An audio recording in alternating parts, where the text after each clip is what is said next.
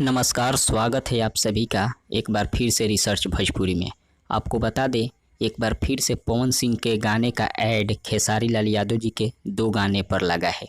पूरा विस्तार से देखिएगा, पूरा सबूत के साथ दिखाएंगे, वीडियो को पूरा देखिएगा। लेकिन उससे पहले आप सभी से एक छोटा सा रिक्वेस्ट है कि अगर आप हमारे चैनल पर पहली बार आए हैं तो चैनल को सब्सक्राइब कर बेल आइकन को दबा दीजिएगा और वीडियो को लाइक कर दीजिएगा। चलिए शुरू करते हैं। आपको बता दें दोस्तों, पवन सिंह का एक गाना आया था आरा। जी हाँ, आरा नाम का टाइटल था गाने का, जो कि शुभ लाभ फिल्म से रिलीज किया गया था।